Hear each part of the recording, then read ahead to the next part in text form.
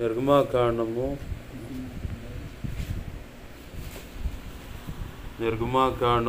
33వ అధ్యాయము 20వ వచనాన్ని చూద్దాము. నిర్గమాకాండము 33వ అధ్యాయము 20వ వచనం. మరియు ఆయన, నీవు నా ముఖమును చూడజాలవు, ఏ నరుడును నన్ను చూచి బ్రతుకుడనెను. చిన్న మాట ప్రార్థన చేసుకో. ప్రేమగల మా కన్న తండ్రి యేసయ్యా, నీకు వందనాలు, కృతజ్ఞతాస్తుతులు మా తండ్రి. ఈ మహా ఉచిత కృప చొప్పున ప్రభువా, ఈ లేఖనం మాకు ఇచ్చినందుకు కృతజ్ఞతాస్తుతులు. ఈ లేఖనమును దేవా విరవండి.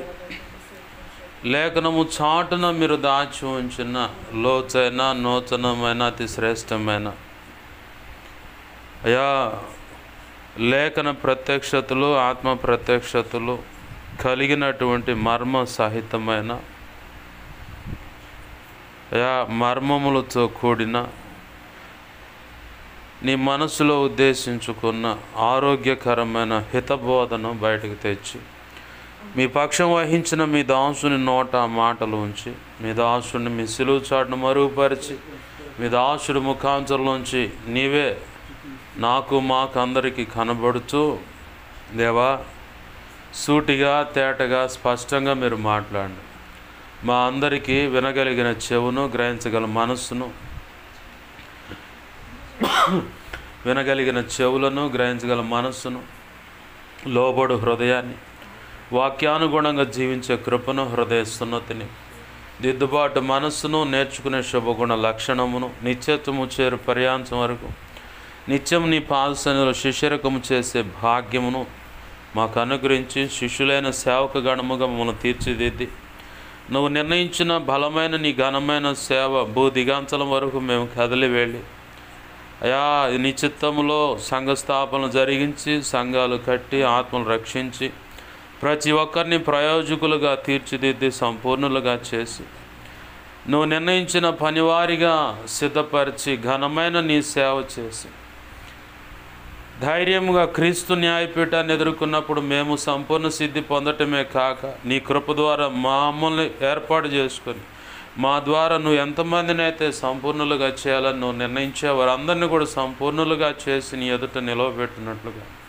ఆనాడు వారికి మాకు నువ్వు నిర్ణయించిన గొప్ప నీ చేత ఇదిగో నిర్ణయమైనటువంటి బహళా మంచి దాసుడా, మంచి దాసురాలని ఆ మెప్పు, ఘనత, మహిమ, బహుమతులు మాకు అందరికీ అనుగ్రహించి, నిత్యత్వంలో ప్రవేశం కలుగజేసి, వధువులో నువ్వు నిర్ణయించిన ఉన్నత స్థానంలో నిలిచి, యుగ యుగాలు నీతో కలిసి నిత్య రాజ్య పరిపాలన చేసి నిన్ను మహింపరచుకునే భాగ్యం మాకు కలుగునట్లుగా, ఈ భూమి మీద నీ కృప చేత అయా మేము నిలకడగా మా వంతులో మేము నిలచి, నీ సిలువ నీడలో విశ్రాంతి పొందుతూ, గురి అయిన నీ వైపు చూస్తూ, మా ఎదుటున్న పరుగు పందెంలో అయా నీ కృప చేతనే ఓపిక దేవ శక్తి పొందుకుంటూ, అయా ఇదిగో తండ్రి శక్తికి మించిన ప్రయాణంలో శక్తికి మించిన పని చేసి, దేవా ఇదిగో తండ్రి ఈ లోకానికి ఉప్పుగాను, రుచిగాను, క్రీస్తు పరిమళ సువాసనగాను, క్రీస్తు పత్రికలుగాను ఉంటూ, నీ వెలిగించిన దీపం చేత బట్టి దేవా అందరికీ,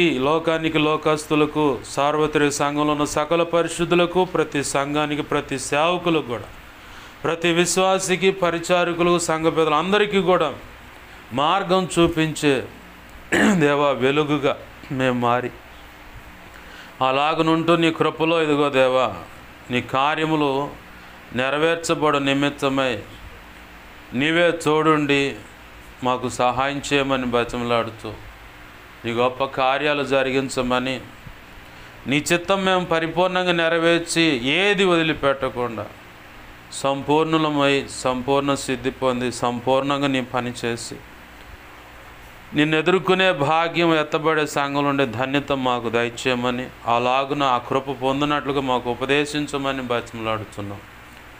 నీ ఉపదేశాన్ని అడ్డగించాలని ప్రయత్నం చేస్తున్న దుష్టుడు, వాడి దూతలు, చీకటి అంధకార శక్తులకి మరి ఏ అడ్డుపడుతున్నా దేవా, మేమున్న ప్రార్థనలోకి వస్తున్నాం, మేమున్న ప్రాంతంలో ఇదిగో తండ్రి పూజలు అందుకుంటున్న కుల సంబంధమైన దేవీ దేవతలు, దేవుళ్ళని దాళ్ళు ఏమనున్నా అయ్యా అవన్నీ నీ మహాపునరుద్ధాన శక్తి ద్వారా యేసు నామములో బంధించి నిత్య నరకానిలో ఇసిరి కొడుతున్నా అక్కడే వాటి ప్రభావం యేసు నామములో లయమైపోవును గాక.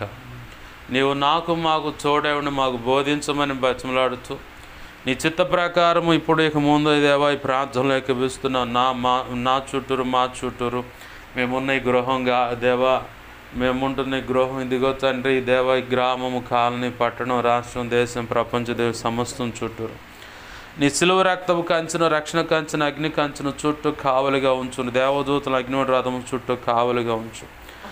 నీ మహిమేగాని జ్ఞాపకం చేయడం సమస్తంపై ఆవరింపచ్చే యెషయా 51:16 ప్రకారం నీ చేతి నీడు దాచిపెట్టు.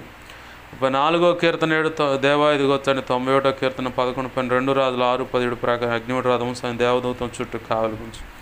నీ కనుదృష్టి ముఖాన్ తేజం అని వెలుగు సన్నిధి కాంతి మాపై ప్రకాశింపచే సర్వోన్నతని శక్తి నన్ను మమ్మల్ని కమ్మునుగాక. నీ మహిమ తేజ ప్రాభం దైవ ప్రాభం జ్ఞాపకం సమస్తం చుట్టూలో నుంచి నువ్వు కోరుకు నలుదిక్కులు ప్రభులు వెళ్ళునుగాక. జకర్యా గ్రంథం 2:5 నీవే అగ్ని ప్రాకారం నా చుట్టూరు మా చుట్టూరు ఉండను ప్రభా. నీ పక్షం వహించిన నేను బలహీనుడును, ఎంత బలహీనుడు నీకు బాగా తెలుసు. నీ మీదే అనుకున్నా, నీ కృప మీద ఆధారపడ్డా. నాలో నువ్వు కోరుకున్న పరిశుద్ధతను ఆశిస్తున్న సమస్త అవిధేతలు అతిక్రమ దోషాలు పాప దోషాలు ఆజ్ఞాతిక్రమాలు పునః క్షమించు. నీ సిలువ రక్తంలో నన్ను మమ్మల్ని కడిగి పవిత్రపరచు. ఈ పరిశుద్ధాత్మతో నన్ను దేవా నింపండి. శుద్ధ జలం నాపై కుమ్మరించు. ఆనంద తైలాభిషేకం ఇంకను నాపై ఉంచు. నన్ను పరిశుద్ధపరచు. పరిశుద్ధ ఆత్మగ్లను పుట్టమే శుద్ధ సువర్ణంగా మార్చి నీ పరలో శుద్ధ సువర్ణ తైల నా నిత్యం ఇంకను గొప్పగా ఉంచాయా. హెస్కేల్ 2:1-2 ప్రకారం నీ కృప చేత నన్ను మమ్మల్ని చక్కగా నిలబెట్టు. మత్తయి 10:1 7-8-20 ప్రకారం నీ కృపను. అపోస్తుల కార్యం 4:27-37 నీ కృపను. యెషయా 51:16 ప్రకారం నీ కృపను నాకు దయచే ప్రభు. ఇర్మియా 1:9-10-18-19 నీ కృప నాకు దయచే. నీవే నీ ప్రజలతో మాట్లాడు.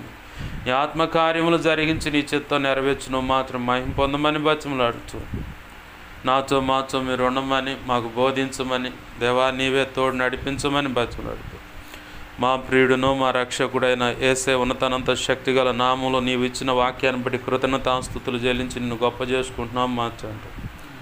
ఆమేన్. హల్లెలూయా. ప్రభునందు సమకూడిన మీ అందరికీ ప్రభు అయిన యేసుక్రీస్తు వారి పేరిట నా హృదయపూర్వకమైన వందనాలు. అందరికీ వందనాలు. చదువుకున్న లేఖన భాగంలో ఓ భక్తుడు అడుగుతున్న ఆశ, ఆ కోరిక అది ఏంటంటే, అయ్యా ఇన్ని సంవత్సరాలు నీతో నడిచాను కదా, అంతా బాగానే ఉందిలే, కానీ నిన్ను చూడాలని ఆశ కలిగి ఉన్నాను నేను. అయితే నీ స్వరూప దర్శనాన్ని నాకు చూపించన్నాడు. ఆమెన్. హల్లెలూయా. ఏంటిది అది? సాక్షాత్తు యేసు ప్రభు వారినే చూడాలని ఆశ కలిగి ఉన్నాడు. ఆశ కలగటమే కాదు, ఆశకు తగ్గట్టుగా దేవుని సన్నిధిలో అడుగుతున్నాడు ఆయన. నేను నిన్ను చూడాలనుకుంటున్నాను ప్రభువా, నీ ముఖ దర్శనం నాకు కావాలి. చాలామందికి దీని విషయంలో కొంత అస్పష్టత ఉంది. దేవుడు కనబడతాడా? దేవుడు ఎలా కనపడతాడు? కనపడితే ఆ దేవుడిని కలలో కానీ దర్శనంలో కానీ స్వప్నంలో కానీ, కళ అంటే స్వప్నం అంటే నిద్రపోయినప్పుడు వచ్చాయి, దర్శనం అంటే మోకాళ్ళు వేసి ప్రార్థనలో కళ్ళు మూసుకొని కనిపెడుతున్నప్పుడు కనపడేది దర్శనం.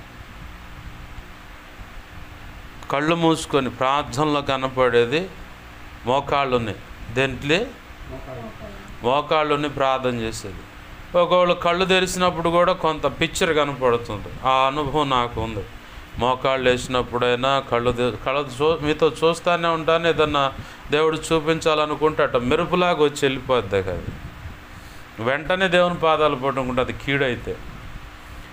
కళా దర్శనము స్వప్నము వీటిలో నాకు ఏది కనపడ్డా నాకు భయం అన్నమాట. ఎందుకంటే ఇక్కడ నాకు కనపడుతూనే ఉంటుంది, అవతల ఇంకెక్కడో జరుగుతూనే ఉంటుంది. అది నేను చూశాను, నా లైఫ్లో చూశాను.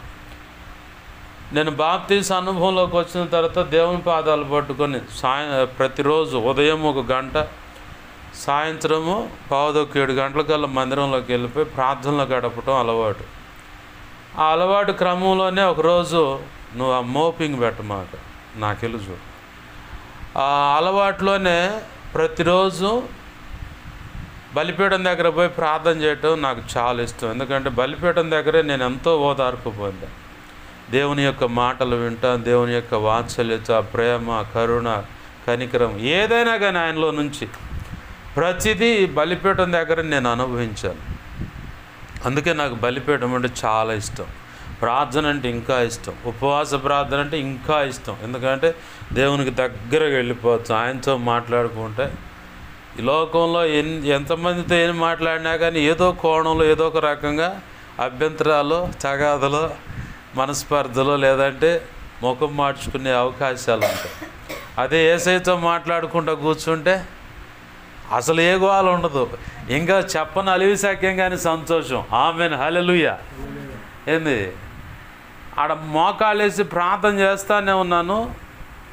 పచ్చటి ఒక సర్పం ఒక వ్యక్తిని అట్ట కొడతా ఉంది, కాటేస్తుంది. అది నేను అది ఇక్కడ చూస్తానే ఉన్నాను.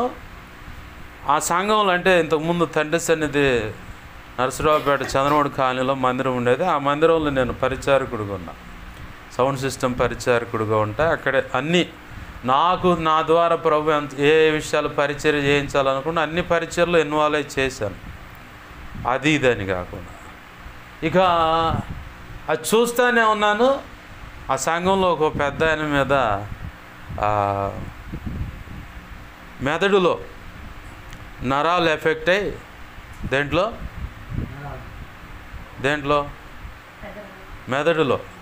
మెదడులో నరాలు ఎఫెక్ట్ అయ్యి వస్తానే ఉండు. ఇంటి పక్కన చిన్నది మురికి కాలువ ఉంది. మన ఇంటి ముందుకు మురికి కాలువ ఉన్నట్టు ఆ కాలువ కాడ రోడ్డు అంచునన్నమాట. ఇటు పక్క ఇట్లా గోడ ఉంది, దాని పక్కనే కాలువ. దాన్ని వెంబడిగా నడుచుకుంటూ వస్తూ ఉండు. నడుచుకుంటూ వచ్చాడు. అంతే పడచం ఒక కాలు చెయ్యి అంతే పడిపోయింది. పక్షవాత రూపాయలు వచ్చేసింది. డాక్టర్ దగ్గర తీసుకెళ్తే డాక్టర్లు అన్నారు ఇతనికి మెదడులో బ్లడ్ క్లాట్ అయింది, దానివల్ల ఇదైంది, కింద పడటం వల్ల జరిగిందా. ఇక్కడ నేను ఈ దర్శనం చూస్తానే ఉన్నాను. అది స్పాట్లో అక్కడ జరుగుతానే ఉంది. నాకు అంత భయం అన్నమాట.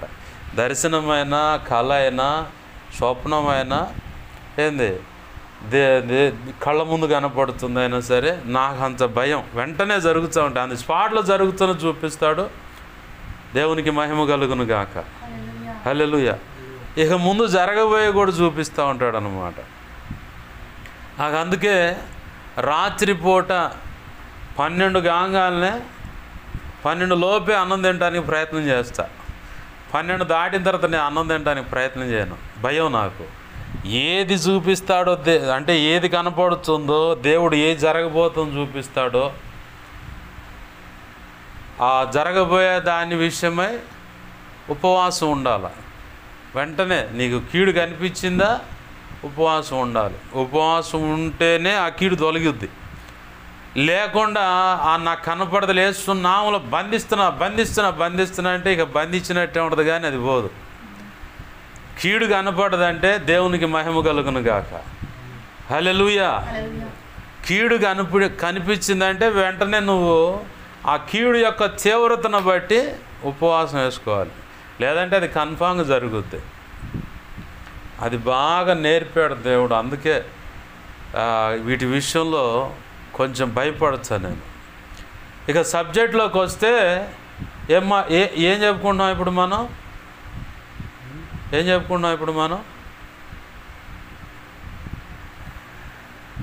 దేవుణ్ణి చూడటం ఎలా? దేవుణ్ణి నా కలలో దేవుడు కనపడుతున్నాడయ్యా. ఆ కనపడుతున్న దేవుడు కలలో అయినా, దర్శనంలో అయినా, స్వప్నంలో అయినా దేవుడు కనబడతాడు. అది ఎలా కనబడతాడు, దాన్ని ఎలా నిర్ణయం చేసుకోవాలి మనం? ఇది సబ్జెక్ట్ మనం మాట్లాడుకుంటుంది. ప్రభు మాట్లాడుతున్న మాట ఇది.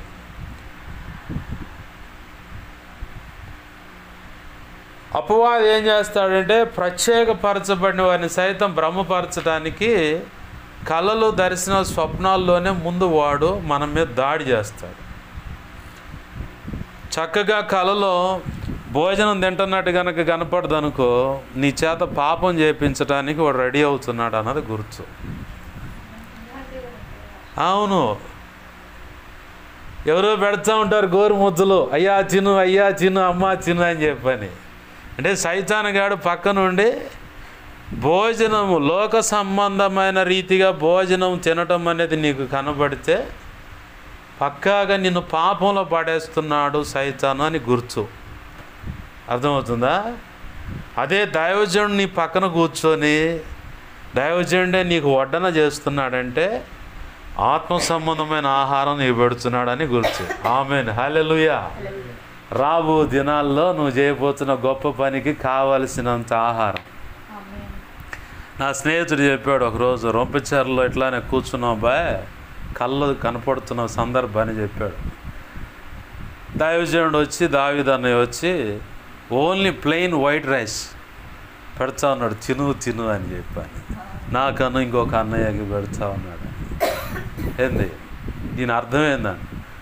అప్పుడప్పుడు కొంతమందికి అంటే కళ భావం కొంతమందికి అర్థం కాదు.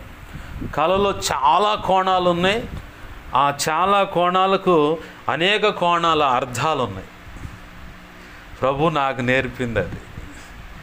ఏంది, ఏదైనా కళ వస్తే తనకు అర్థం కాకపోతే నాకు ఫోన్ చేస్తుంది, ఇలా వచ్చింది ఏంది సంగతి.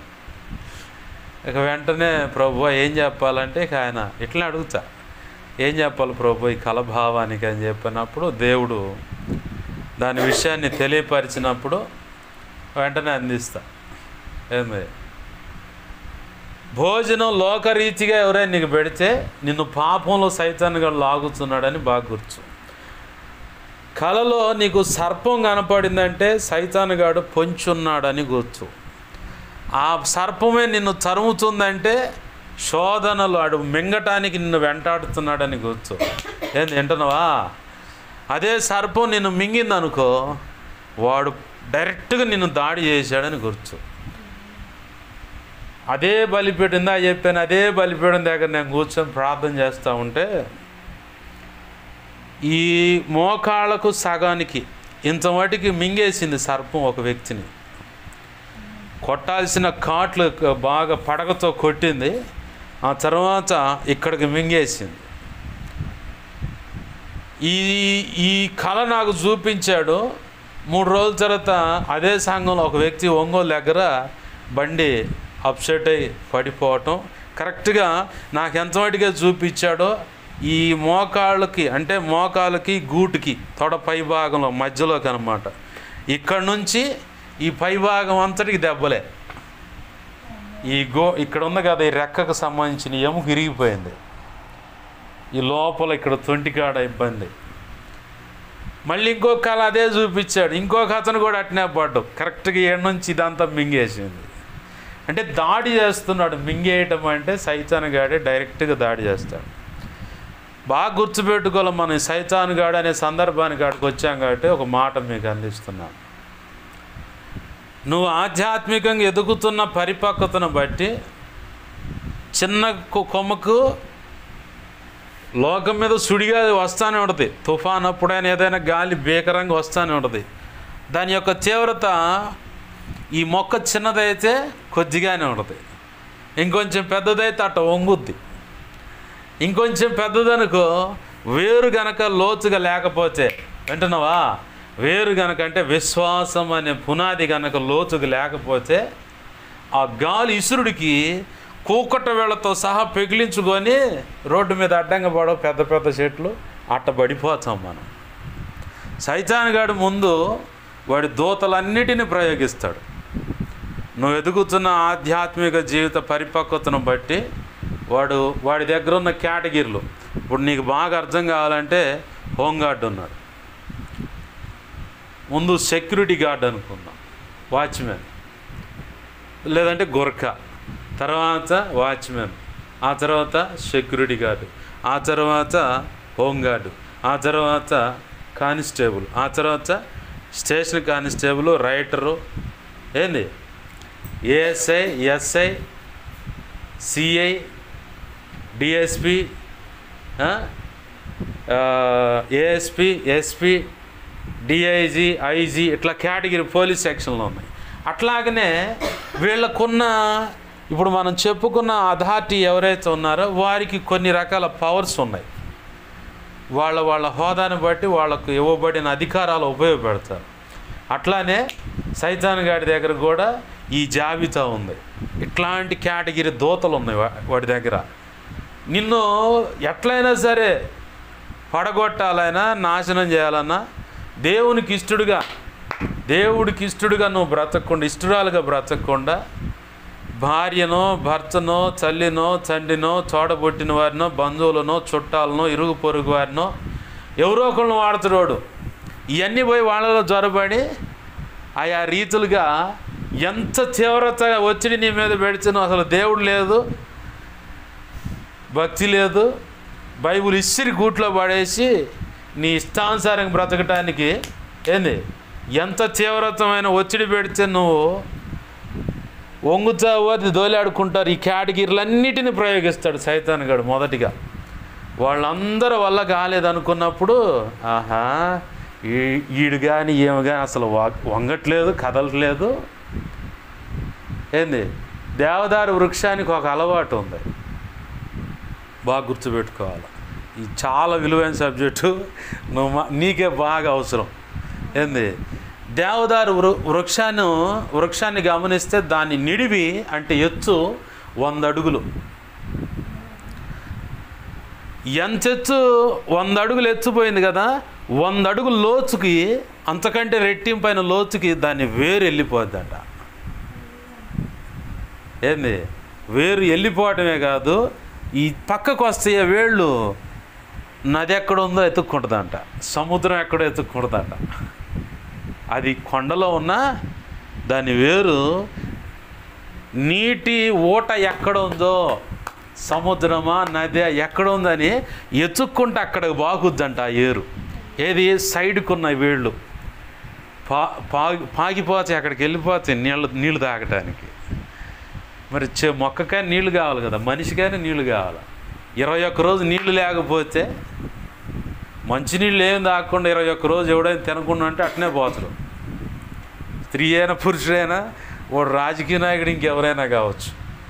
మొక్కకు కూడా, మొక్కకి నీరు అవసరమే, ప్రాణికి అంటే జలచరములు, భూమి మీద ప్రాగడి పురుగులు, క్రూర మృగాలు, మనిషి, అన్నిటికీ మొక్కలకు కూడా నీరు ప్రాధాన్యమైంది. ఈ దేవదారు వృక్షం ఎలా ఉంటుందంటే నిన్ను నన్ను పోల్చబడ్డాం ఇప్పుడు ఈ దేవదారు వృక్షానికి. ఈ దేవదారు వృక్షం ఎలా ఉంటుందంటే 100 అడుగులు నిడివి దాని ఎత్తు, బాగా పెద్ద మాన్ అనమాట, శావగట్టి ఉంటుంది. 100 అడుగులు ఎత్తు పైకి పోయేటప్పుడు నువ్వు బామాక ఏడికి దేవదారు వృక్షం ఎక్కమాకు, నువ్వు నిలబడు. దేవునికి మహిమ కలుగును గాక. హల్లెలూయా. నీకు అదే చెప్పాను, ఇది చాలా విలువైన సబ్జెక్ట్ అని. దేవదారు వృక్షము 100 అడుగులు వెళ్తే 100 అడుగులు పై చిలుకు భూమిలోకి వెళ్ళిపోద్ది. అంత లోతుకు ఏరు దాన్ని ఇటు సైడ్లకు కూడా నదులు ఎక్కడున్నాయి, నీళ్ళు ఎక్కడున్నాయి అక్కడికి వెళ్ళిపోతుంది. అది ఎన్ని కిలోమీటర్లు అయినా సరే, అన్ని 100 కిలోమీటర్లు అయినా సరే వెళ్ళిపోద్దంట ఆ ఏరు. నీరును వెతుక్కుంటా పాకుద్దట. పాకిన తర్వాత అక్కడి నుంచి నీరు తీసుకుంటా కిందికేమో ఏరు తన్ని. ముందు మొక్క ఎదగటానికి, దేవదారు మొక్క ఎదగటానికి అది ఎంత ఎత్తు ఎదగాలని ప్రభు నిర్ణయించాడో అంత లోతుకి ఏరు వెళ్ళొద్దంట. ముందు వేరు మొక్క ఎంత హైట్ వెళ్ళాలో అంతకు తగ్గట్టుగా భూమిలోకి వేరెళ్ళొద్ది. తల్లి వేరు అంటారు కదా, అది విశ్వాసానికి సాదృశ్యం. క్రీస్తులో నువ్వు నిలబడటానికి పునాదికి సాదృశ్యం. నిరీక్షణ, ఓర్పు, పట్టుదల, భక్తి సాధన, వాక్యము, పరిశుద్ధాత్మ, ప్రార్థన అన్నిటికీ మిళితమైందన్నమాట తల్లి ఏరు. నువ్వు కూడా నిలబడాలంటే ముందు భూమిలోకి పునాది వేసుకోవాలి. క్రీస్తు అనే బండ మీద నువ్వు కూడా దేవదారు వృక్షంలాగా లోపలికి వెళ్ళిపోవాలి. అంటే వేరు లోపలికి దన్నాలి. నీటి ఓట ఎక్కడుందో అక్కడికి నువ్వు ఏర్లు, చిన్న చిన్న పిల్లేర్లు ఉంటాయి, అవి స్ప్రెడ్ అవ్వాలి.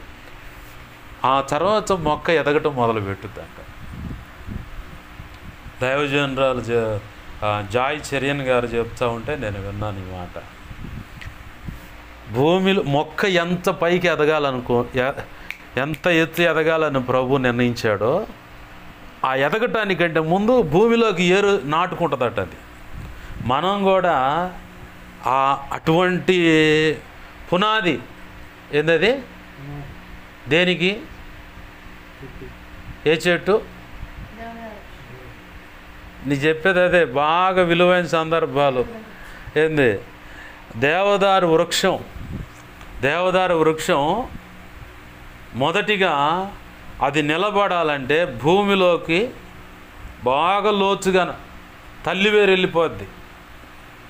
ఈ తల్లివేరు దేనికి సాదృశ్యం అని చెప్పా?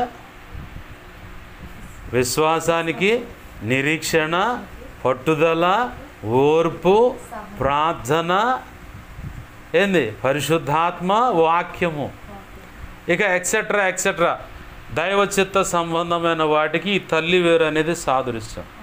పిల్ల వేర్లు ఉన్నాయే, ఇవి నీటి కోసం ఎతుకుతూ ఉంటాయి భూమి మీద, పైపు లోపల. అసలు వేరు లోపలకు దన్నుద్ది అనమాట.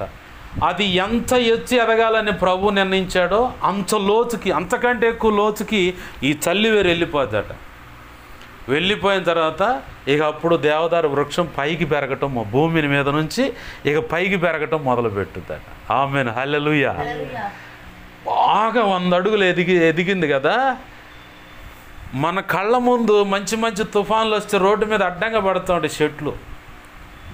మన కళ్ళ ముందే చాలామంది ఆధ్యాత్మిక జీవితంలో ఎన్నో రకాల తుఫాన్ లాంటి సుడిగాళ్ళు, వడగాలి అన్నట్టు తగిలినప్పుడు అట్నే బిల్లబీటుగా పడిపోయి ఏం దేవుడు ఏం లేదు, నాకేం మేలు చేయలేదని లోకరీతిగా బ్రతుకుతూ ఉంటారు. వీళ్ళు వాళ్ళకు సాదృశ్యం. దేనికి? తుఫాన్ వచ్చే చెట్లు కింద పడితే ఆ చెట్లకు సాదృశ్యంగా ఉన్నారు వీళ్ళంతా. నువ్వు నేను ఎలా ఉండాలంటే దేవదారు వృక్షం లోతుకు నాటుకున్నట్టు లోతుకు నాటుకోవటమే కాదు, పైకి ఎదగాలి. 100 అడుగులు సుమారు దాన్ని ఎత్తు, 100 అడుగులు పై చిలుకు కూడా ఉన్న చెట్లు కూడా ఉన్నాయి. అయితే దీనికి ఇదే బలమైన సుడిగాలి, వడగాళ్ళు అన్నీ తగులుతూ ఉంటాయి. అయితే ఈ సుడిగాలి వచ్చినప్పుడు అది ఏం చేస్తుంది అంటే అటు వంగిపోద్ది. సుడిగాలి అంతా వెళ్ళిపోయిన తర్వాత మళ్ళీ లేచి నిటారుగా నిలబడుతుంది. మనం ఏం చేయాలంటే శ్రమ, వేదన, ఏదైనా ఇరుకు ఇబ్బంది కలిగినప్పుడు, ఏదైనా కలిగినప్పుడు ఏం చేయాలంటే మనం కూడా యేసయ్య పాదాలు చెంత ఇట్ట మోకరిల్లాలి. కాదని ఇటు నిలబడ్డం అనుకో,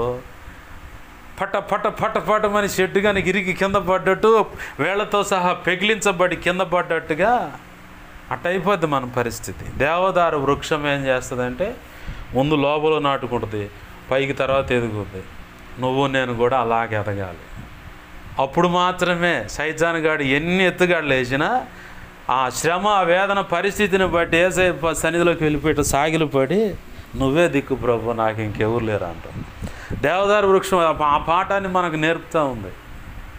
అది ఎంత బలమైన గాలి వచ్చి అంత వంగిపోద్దట, ముందు అట్లా వంగిపోద్దట. ఆ గాలి అంతా పోయిన తర్వాత మళ్ళీ యథావిధిగా నిటారుగా నిలబడుతాడు. మరి అంతలో ఎంత దగ్గర బాగా ఎంత 5 అడుగులు సుమారు వెడల్పులో కూడా ఉంటుంది ఆ మొక్క. అంతలావున చుట్టూ కొలత 5 అడుగులు. మరి అంతలా మొక్క అట్ట వంగి 100 అడుగులు ఎత్తు మీద అట్ట వంగి ఆ గాలి అంతా అయిపోయిన తర్వాత మళ్ళీ యథావిధిగా నిటారుగా నిలబడుద్ది. శ్రమ, శోధన, ఇరుకు ఇబ్బంది, వేదన, కన్నీరు, ఆరోగ్య ఇబ్బంది, అనారోగ్య సమస్యకి ఎక్సెట్రా ఏదైనా సరే బాగా ఇబ్బంది అనుకున్నప్పుడు సాగిలు పడతాం ఆయన ఎదురుకుపోయి. సాగిలు పడ్డప్పుడు, అయ్యా ఈ పరిస్థితుల్లో నేను గెటను కాలేను, నా వల్ల కాదు, నువ్వు నాకు సహాయం చేయని ఆయన అడిగినప్పుడు ఖచ్చితంగా మనకు సహాయం చేస్తాడు. సైతానుగాడు వేసిన బాణాలు లయపరుస్తాడు. సైతానుగాడికి ముఖం మీద చంపబెట్టులాగా ఒకటి లాగి బాదినట్టుగా ప్రభు మన జీవితాల్లో ఆయన హస్తాన్ని జొప్పించి గొప్ప కార్యాలు చేస్తాడనమాట. ఆమేన్, హల్లెలూయా. ప్రభు చిత్తమైతే వినండి. నీవు నాకు చూడుండగానే పాటలో ఏ సందర్భాలు ఉన్నాయి. ఏంది మంచిగా ఇంకా పాట రాయిస్తూ ఉన్నాడు. మొన్న తండ్రి సన్నిధిలో వార్షికోత్సవానికి పోయినప్పుడు ఒక పాట రాయించాడు. అది వాళ్ళ పల్లవి ట్యూన్ చేశాను. ప్రభు కృపలో అది కూడా వస్తుంది ముందుకి. ఇంకా ఉన్నాయి. ప్రభు చిత్తమైతే ఎన్ని రాయిస్తాడో తెలియదు, కానీ పుస్తకం ప్రింటింగ్ చేసి ప్రజల ముందుగా అది పాటల పుస్తకంగా ఈ పరిచయ విషయంలో ముందుకు తేవాలనే ఆలోచన ప్రభు ఇస్తూ ఉన్నాడు. దేవునికి మహిమ కలుగును గాక. హల్లెలూయా. కలవరపడినే కొండల వైపు నా కన్నులెత్తుదునా, కొండల వైపు నా కన్నులెత్తి కొదువతో నేను కుమిలెదనా, కొదువతో నేను కుమిలెదనా. నీవు నాకుండగా, నీవే నాండగా, నీవు నాకుండగా, నీవే నాండగా, నీవే నా ఆత్మదాహము తీర్చిన వెంబడించిన బండవు. ఆమేన్. హల్లెలూయా. ప్రభు కృప ఆయన తీసుకొస్తాను, ఆయనకి మహిమ కలుగును గాక. అయితే ఇక్కడ మనం నేర్చుకోవాల్సిన విషయం ఏంటంటే, సబ్జెక్ట్లోకి వస్తూ ఉన్నాం. అపవాది ఇట్లాంటి విసురుతున్నప్పుడు దేవదారు వృక్షం ఎలా అయితే మనకు విలువైన పాఠం ఇప్పుడు నేర్పిందో, ఆ పాఠము చొప్పున నువ్వు వెళ్ళమాక, ఆ పాఠం చొప్పున నువ్వు అట్లా వంగాలి. ఎక్కడ? లోకానికి కాదు, లోక సంబంధమైన వ్యక్తుల దగ్గర యాచించటానికి కాదు, యేసయ్య దగ్గర మోకాళ్ళ మీద పడాలి, ఆయన సహాయాన్ని అర్థించాలి. ప్రభువా నాకు సహాయం చేయని చెప్పాలి. అప్పుడు నిన్న ప్రభు ఒడ్డునేసుకుంటాడు, ఆయన కౌగిట్లో నిలబెట్టుకొని చక్కగా నడిపిస్తాడు. ఆమేన్. హల్లెలూయా. సైతానుగాడు కళలో దర్శనాలు స్వప్నాల ద్వారా మనల్ని బురుడి కొట్టిస్తాడు అన్నమాట. అచ్చంగా ఏం లేదు, ఒక వ్యక్తి ఇష్టం అనుకుంటే ఆ వ్యక్తిని ఇష్టంగా చూపిస్తాడు. అలా దెబ్బలు తిన్న జీవితం ఏదైనా ఉందంటే నేనే మొదటిగా. ప్రారంభంలో రక్షణకు రానప్పుడు ఆ మూలలో ఒక ఫోటో ఉంటే ఆ నిలబడి మోకరించేవాడిని కాదు, నిలబడి 30 గంట ప్రార్థన చేసి కానీ బయటకు వచ్చేవాడిని. అప్పుడు ఏదో ఒక ఆమె కనపడది, ఇక ఆమె కనపడదని 8 సంవత్సరాలు ఇక ఆమె చుట్టే తిరిగి దేవుని పిలుపు కూడా కాదని పక్కన పెట్టి, చివరికి ఆమె పెళ్లి చేసుకొని పోయి ముంబైలో పిల్లలు, భార్య, భర్త, అత్తమామలు అని చెప్పని వాళ్ళంతా బాగానే ఉన్నారు. నేను మాత్రం మేడ్ ఇన్ ఇండియా అయ్యా అన్నమాట. ఏది మేడ్ ఇన్ ఇండియా అన్నమాట. నంబర్ 1 బికారిగా మారిపోయిన పరిస్థితి. అయితే ప్రభు అన్యాయస్తుడు కాదు. ఆ రోజు ఆ తర్వాత ప్రభు నన్ను దర్శించడం, నాకు ఏమేమైతే చూపించాడో, ఏమైతే చెప్తా ఉన్నాడో అవన్నీ అక్షరాలు ఇప్పుడు నెరవేర్చుకుంటూ వస్తూ ఉన్నాడు. ఆమేన్. హల్లెలూయా. ఏమి ఖచ్చితంగా ప్రభువుని అడగాలి. అయ్యా ఇదిగో, కొంతమందికి ఏమవుతుందంటే ఇష్టమైన వ్యక్తి పురుషుడైనా స్త్రీనైనా ఆ కళలోనో దర్శనం స్వప్నాల్లో చూపిస్తూ ఉంటాడు, వాళ్ళతో మాట్లాడుతున్నాడు చూపిస్తూ ఉంటాడు. వాడు సైతానుగాడు పక్కాగా మనల్ని బురిడి కొట్టించడానికి వస్తూ ఉంటాడు. బై మిస్టేక్ ప్రభు చిత్తం అయితే అది నెరవేరుద్ది. హల్లెలూయా. ప్రభు చిత్తం కాదనుకో, మనం చూసిన ప్రతిదాని మీద డిపెండ్ అవ్వకూడదు. నాకు బాగా నేను ఆ 8 సంవత్సరాల గాయాలలో నేను బాగా నేర్చుకున్న విలువైన పాఠం ఏంటంటే, నాకు ఏదైనా వినపడ్డా, నాకు ఏదైనా కనపడ్డా వాటి మీద పూర్తిగా అసలు నేను డిపెండ్గా ప్రభు ఒకటే మాట ప్రార్థన చేస్తా, ప్రభువా కనపడ్డది ఇది, నీ చిత్తమైతే ఈ శోధన అయితే బంధించు, తొలగించు. లేదు అది జరగటమే నీ చిత్తమైతే ఎప్పుడో నీకు ఇష్టమైనప్పుడు జరిగించు, నీకు అప్పచెబుతున్నా, వదిలేస్తున్నా. ఇక నాకు కనపడదని చెప్పని ఇక దాని మీద ఇక అట్నే మనసు పెడితే చేయాల్సింది ఏది మొత్తం ఒక దరిగిపోద్ది అనమాట. ప్రభు నిర్ణయించిన ప్రకారం మాట ఇచ్చాడంటే ఖచ్చితంగా అది నెరవేరుస్తాడు. దానికి చింతపడాల్సిన పని లేదు. ఏంది? దేవునికి మహిమ కలుగును గాక. హల్లెలూయా. దానికి చింతపడాల్సిన పని లేదు, దిగులు పడాల్సిన పని లేదు. ఖచ్చితంగా ఆయన నెరవేరుస్తాడు. కానీ దానికి ఒక కాల నిర్ణయం ఉంటుంది. ఆ కాల నిర్ణయం ప్రకారం ఖచ్చితంగా ఎవరికైనా గర్భఫలం ఇస్తానని అనుకో, ఆ టైం దాకా వేచి ఉండాలి. ఎవరికైనా ఏదన్నా జాబ్ ఇస్తానంటే ఆ టైం దాకా వేచి ఉండాలి. వేచి ఉండటమే కాదు, గర్భఫలం విషయమైనా, ఏమి జాబ్ విషయమైనా, వ్యాపార రీత్యా అయినా, లేదంటే కుటుంబ వ్యవహారమైనా, లేదు చదువు విషయంలో అయినా, రియల్ ఎస్టేట్ వ్యాపారం కావచ్చు, లేదంటే ఆర్థిక ఇబ్బందుల నుంచి విడుదల కావచ్చు. దేవుడు ఏదన్నా మాట ఇస్తే దేని గురించి, ఆర్థిక ఇబ్బందుల విషయంలో కావచ్చు, నీ భార్యను రక్షిస్తానని చెప్పినా, లేదు నీ భర్తను రక్షిస్తానని చెప్పినా, నీ బిడ్డల జీవితంలో ఈ అద్భుతం జరుగుతుందని చెప్పినా, లేదు నీ బిడ్డలు చెడుగా తిరుగుతుంటే వారిని మారుస్తానని దేవుడు మాట ఇచ్చి రక్షణ అనుభవంలో తెచ్చి, ఇదిగో ఎంత గొప్పగా నీ బిడ్డల పట్ల నా ప్రణాళిక ఉందని చెప్పి ఆయన ప్రణాళిక చదువుతాడు. వీళ్ళు అడ్డదిడ్డంగా తిరుగుతూ ఉంటారు. అది కూడా గమనించుకోవాలి. అడ్డదిడ్డంగా తిరుగుతున్నారని బట్టి ఏంది, ఎలా పడితే అలా బ్రతుకుతున్నారు అన్న దాన్ని బట్టి మనము కృంగిపోయి డీలా పడిపోయి ప్రార్థన అనేది మానకూడదు.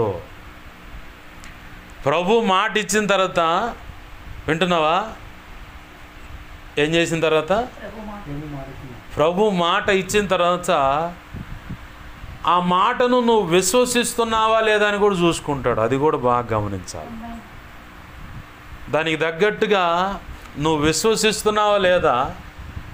కొన్ని ప్రతికూలమైన పరిస్థితులు, అంటే దేవుడు చెప్పిన మాటకి ఏ వ్యక్తి విషయంలో మనం దేవుణ్ణి అడుగుతామో, ఏ విషయంలో దేవుణ్ణి అడుగుతామో ఆ విషయంలో కానీ దేవుడు ఏ వ్యక్తి విషయంలో అయినా సరే మాట్లాడిన దానికి నువ్వు చూస్తున్న పిక్చర్కి డిఫరెంట్గా ఉంటుంది. ఇటు బొమ్మ అయితే అటు అచ్చుగా కనపడుతూ ఉంటుంది. అంత రివర్స్ అనమాట, ఇంకాస్త తీవ్రమైన కఠినంగా కనపడుతూ ఉంటుంది.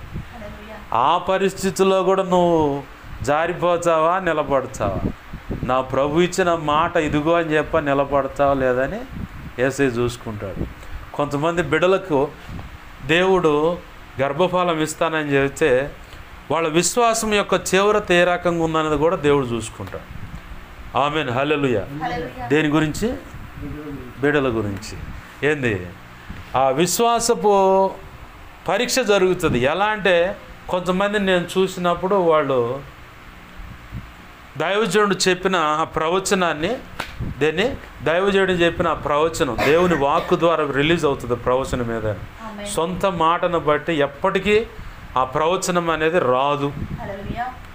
రాదు. అసలు మోషే గారి ద్వారా అయితే యేసయ్య మాట్లాడిన మాట, ప్రవచనం అనేది ఒక ప్రవచనం అనేది ఒక వ్యక్తి ప్రవచించాడంటే అది నెరవేరితే మీ మధ్య ప్రవక్త ఉన్నాడని గుర్తించండి అని కూడా రాశాడు లేఖనంలో. అయితే ఇక్కడ ప్రవచనం అనేది దేవుని మాట, వాక్య ఉపదేశం ద్వారా నీ మనసుకు తట్టిందనుకో, ఆ మాటను పట్టుకొని నువ్వు నడుస్తూ భక్తి సాధన చేస్తుంటే ఆ యొక్క విశ్వాసము ఎటువంటి స్థితిలో ఉందని కూడా దేవుడు గమనించుకుంటాడు. కొంతమంది నాకు దైవజనుల ద్వారా కొన్ని సాక్ష్యాలు విన్నప్పుడు, అన్నా నేను దేవుడు నాకు ఇద్దరు మగ పిల్లగాడిని ఇస్తాడని ముందుగానే పిల్లగాడికి కావాల్సిన డెలివరీ అయిన తర్వాత ఏమేమి డ్రెస్ వేయాలనుకున్నానో ఆ డ్రెస్సులన్నీ 1 నుంచి 3 సంవత్సరాల లోపు 1 by 1 స్టేజ్లుగా బట్టలు తెచ్చి ముందుగానే అట్ట పెట్టుకున్నాను. మా ఊళ్ళంతా పిచ్చా చాదస్తం పైత్యమా ఏందిరా, పిల్లలు కూడా లేరు. ఏం తెచ్చి పెట్టుకున్నారు వాళ్ళు, గట్టిగా చెప్పు. ఏంది, దేనికి ఉన్నారా వాళ్ళు, లేరు. కానీ విశ్వాసంతో చూస్తున్నారు. అక్కడ డెలివరీ అయిన కాడి నుంచి 3 సంవత్సరాల లోపు ఏ బట్టలు వేస్తారు, జుబ్బాలు కానీ చిన్న అన్నీ ముందుగా తెచ్చిపెట్టుకుంటే ఇంట్లో వాళ్ళు అన్నారు, ఏందిరా పిచ్చే లేకపోతే ఏంద్ర, బిడ్డలే లేరు ఏమి లేరు, ముందుగానే 3 సంవత్సరాల్లో పిల్లలు డబ్బులు దండకు కావచ్చు. ఏంటంటే నా విశ్వాసం నాదా. కొంతమంది ముందుగానే దైవజనులు సతీష్ కుమార్ గారు ఎవరో చెప్పినట్టున్నారు, ఆయన భార్య కోసం కొంతమంది దేవుడు నాకు భార్యని ఇచ్చాడు, కొంతమంది డ్రెస్సులు కూడా తెచ్చి పెట్టుకున్న సందర్భాలు ఉన్నాయి. విశ్వాసంతో దేవునికి మహిమ కలుగును గాక, హల్లెలూయా. అయితే ఇక్కడ బాగా గుర్తుపెట్టుకోవాలి, ఎవరికి వారి విశ్వాసపు కేటగిరీ అన్నమాట. నా ప్రభు కృపను బట్టి నేను చిన్న ముక్కు పొడ కొనుక్కున్నా. దేవునికి మహిమ కలుగును గాక, హల్లెలూయా. నా విశ్వాసం నాది. అంటే నా భార్య విషయంలో తొలి సంపాదన ఏదైనా ఉందంటే ముక్కు పొడక. ఇప్పటికీ దాన్ని భద్రంగా బీరువాలో దాచిపెట్టుకున్నా. నేను ఏది బట్టలు కొందామని ఆలోచించా అని అంటున్నావా, బట్టలు కొందామని ఆలోచించా. మళ్ళీ ప్రభు చిత్తంలో ఆ వ్యక్తి వచ్చే సమయానికి ఇవి ఒకళ్ళ చీకిపోతే అట్లా కూడా ధనం వేస్ట్ అయింది అని చెప్పని బట్టలు కొనడానికి ముందుకు అడిగేలేదు. కానీ లేకపోతే ఈ పాటికల్లా ఎన్ని జాతలు ఉండేయో ప్రతి సంవత్సరానికి వచ్చారన్నట్టుగా. ఏంది వాటి జోలి పోలేదు. కానీ బంగారపు వస్తువు ఒకటి మాత్రం అప్పట్లో నేను డ్రైవర్గా ఉన్నాను కాబట్టి తొలి సంపాదన బతికున్నంతకాలం అది సాక్ష్యంగా ఉంటుందేమో అని చెప్పని ప్రభువుని ముందుగానే ఆ ముక్కు పూడక విషయంలో దేవుడు అది విశ్వాసంతో నేను కొనుక్కున్నది. అది నా మటుకు నేను విశ్వాసం. ఎవరికి వాళ్ళు దేవుడు ఒక మాట ఇచ్చాడంటే ఖచ్చితంగా దాన్ని నెరవేరుస్తాడు. ఆ నెరవేరుస్తాడు అన్న దాంట్లో కూడా నీకు అనేక రకాల పరీక్షలు ఎదురవుతాయి. ఆ పరీక్షలకు నీవు సణగకుండా గొణకకుండా కన్నీరు విడవకుండా ఎందుకు ఈ పరిస్థితి అనకుండా ఈ స్థితిని బట్టి కూడా నీ కృతజ్ఞతాస్తుతులు అని చెప్పని నా ప్రభు ఒక మాట ఇచ్చాడు. ఆ మాటనే నేను పిక్చర్ చూడాలా. ఏ మాట? నా ప్రభు ఒక మాట ఇచ్చాడు. దేవుని తన కృప చొప్పున ఇదిగో నీకు 4 పిల్లల్ని ఇస్తున్నాను అన్నాడు ప్రభు. ఆశతోనే ప్రార్థన చేశాను. 4 పిల్లల్ని ఇస్తున్నాను అన్నాడు. ఆ 4 పిల్లల యొక్క పేర్లు దేవుడు నా జీవితంలో ఎలాంటి కార్యాలు చేశాడో ఆ కార్యాలకు తగ్గట్టుగా అర్థాలు వచ్చేటట్టునే ఆ పిల్లల పేర్లు కూడా ఉన్నాయి. అయితే వాళ్ళు చేసే సేవ ఇంకా గొప్పదన్నమాట. దేవునికి మహిమ కలుగును గాక. హల్లెలూయా. ఇప్పుడు దేవుడు ఈ మాట ఇచ్చాడు. వింటున్నావా? దేవుడు ఈ మాట ఇచ్చాడు. మిమ్మల్ని ప్రపంచ దేశాలు మొత్తానికి నేను తీసుకెళ్ళి నిలబెట్టి నా మాటలు చెప్పిస్తా అన్నాడు. భార్యాభర్తలు ఇద్దరిని తీసుకెళ్ళి. ఏంది ఇప్పుడు ఆ మాటను నేను విశ్వసించకపోతే నిన్ను నమ్మలేను, నేను దాన్ని అనుభవించలేను. ఎందుకంటే ప్రభు చెప్పిన మాట ఏంటంటే పిడుగురాళ్ళ, దాచేపల్లి, మాచెల్ల, నర్సాపేట ఈ 4 చోట్ల మీరు సేవ చేయాలి. ప్రపంచంలో ఉన్న అన్ని దేశాలకు మిమ్మల్ని తీసుకెళ్తాను, అన్ని దేశాలు మిమ్మల్ని నిలబెడతాను, ట్రాన్స్లేషన్ చేసేవాళ్ళు అవసరమైన కాడ వాళ్ళు నిలబెట్టి మీ చేత వాక్యాలు అందిస్తాను. ఒక దైవజనుడి ద్వారా వింటున్నావా? విలువైన సందేశం అంతా. అందుకే ఒక దైవజనుడి ద్వారా ప్రవచనం చేయించాడు. పాల్ యాంగిచో గారి మందిరానికి వెళ్ళి దక్షిణ కొరియా దేశంలో నువ్వు ఆ నిలబడి వాక్యం చెబుతూ నువ్వు సేవకుడు నేను కాదన్నా. అరోమాకు నువ్వు సేవకుడు నేను కాదంట. కాదు నువ్వు సేవకుడివే. కొరియా దేశంలో ఏంది ఓ దైవజనుడు 5 లక్షల మంది సంఘం. అప్పుడు ఆయనకి తెలిసిన లెక్కలో ఇప్పుడు 25 లక్షల మంది ఆ సంఘం. ఆ సంఘంలోకి వెళ్ళి మీరు మొన్న చూశారు కదా వీడియో.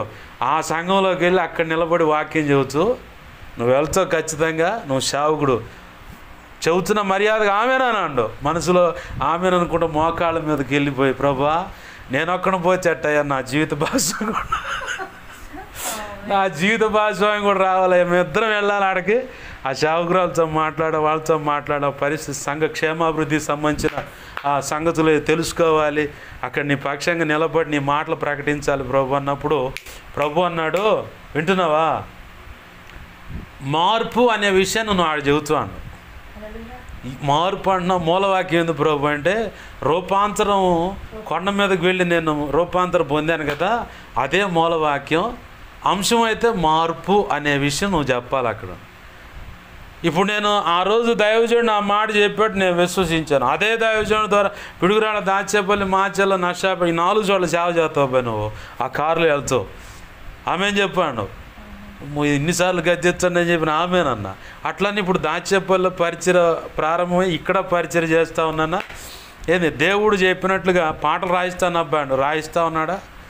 ఏంది పుస్తకాలు రాయిస్తాను అబ్బాయి రాయిస్తున్నాడా? ఏంది సంస్కరణ పనిలో మిమ్మల్ని కోరుకున్నాను అబ్బాయి అదే పనిలో ఉన్నావా? ఏంది దేవునికి మహిమ కలుగును గాక. హల్లెలూయా. యేసయ్య ఏదైతే నాకు చెప్పాడో అది అక్షరాల నేను విశ్వసించిన దాన్ని బట్టి నేను అనుభవిస్తున్నా.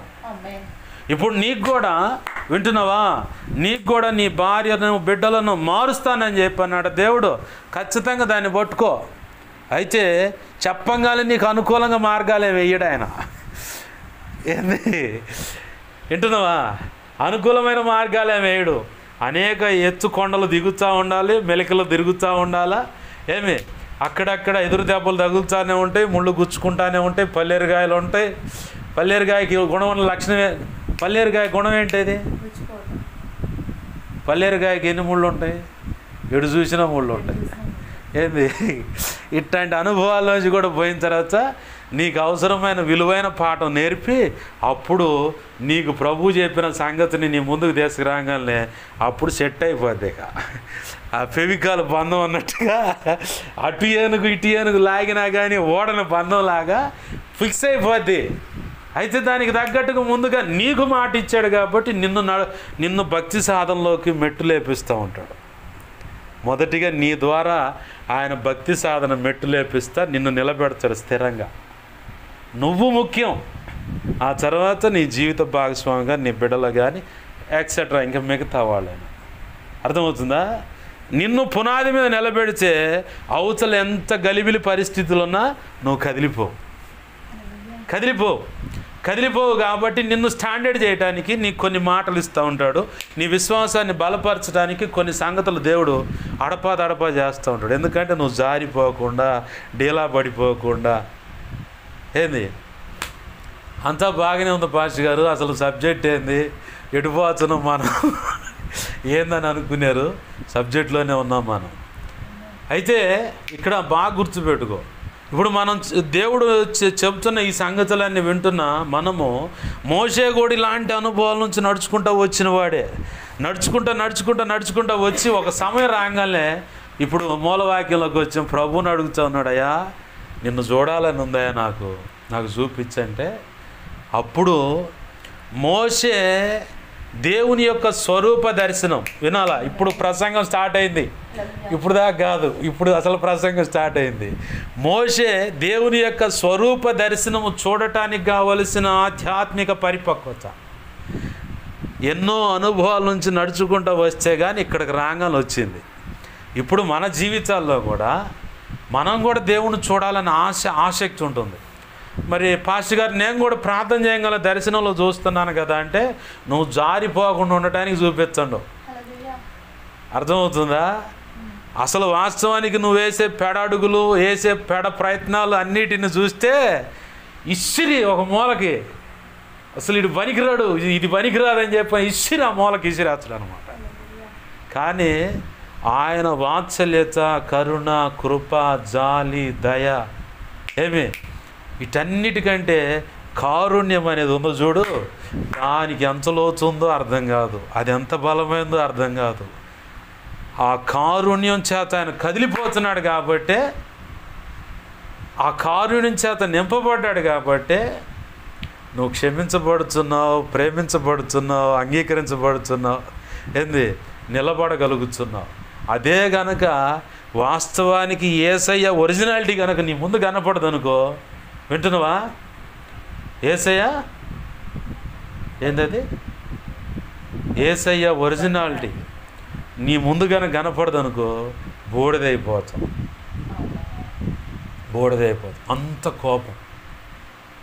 కీర్తనకారుడు ఒక చోట రాశాడు, ఆయన నిత్యము కోపించు దేవుడు. ఎవరు మాట్లాడేది? నిత్యము, ఆయన నిత్యం కోపించే దేవుడు.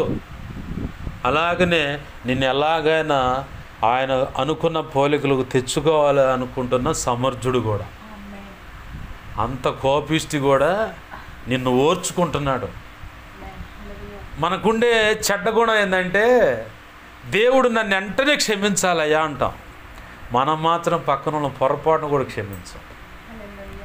మనకున్న చెడ్డ గుణం అదే. నేను ఏ పొరపాటు, ఎంత కఠినమైన పొరపాటు చేసినా దేవుడు నన్ను వెంటనే క్షమించాలంట.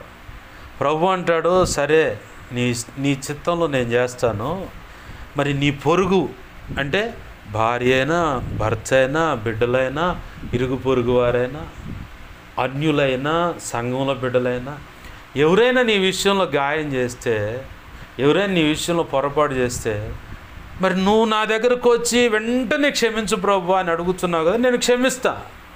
మరి నీకు కూడా అదే మనస్సు, అటువంటి దృక్పథం, అటువంటి చలించే స్థితి నీలో ఉందా అని అడుగుతాడు దేవుడు.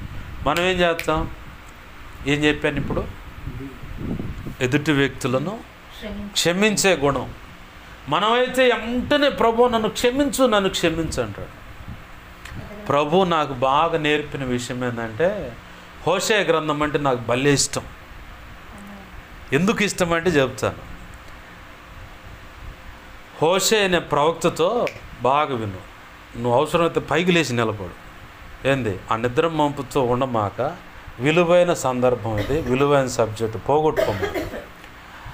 హోషేయ అనే ప్రవక్త ఆ గ్రంథం నాకు ఎందుకు ఇష్టమంటే, హోషేయ అనగానే చిత్తం ప్రభువా, పలానా చోట పలానా అమ్మాయి కూతురు వ్యభిచారం చేస్తుంది, పోయి ఆ అమ్మాయిని పెళ్లి చేసుకోపా.